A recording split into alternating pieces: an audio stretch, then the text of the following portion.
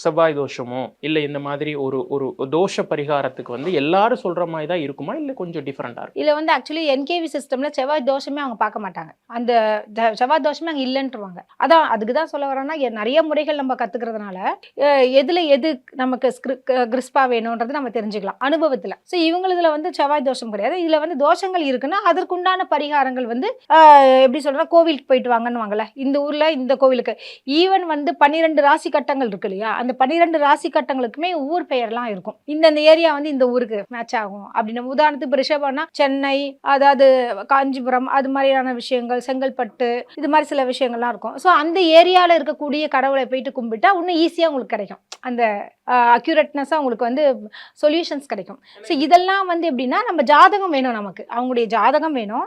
அவங்களுக்கு என்ன நட்சத்திரம், என்ன லக்னம், இப்போ என்ன தசாபுதி நடக்குதுன்ற விட இப்போ கோச்சாரம் இருக்குல்ல, பிளானட் இப்போ எங்கெங்கெல்லாம் குரு சனி இருக்காரு, எங்கே பார்வை விடுறாரு, இது மாதிரியான விஷயங்கள்லாம் நம்ம வைத்துக்கொண்டு அதுக்கு என்ன பரிகாரம் பண்ணோம், ரெண்டுமே கலந்து ஆலோசித்து செய்யும்பொழுது 100% வேலை செய்யும்.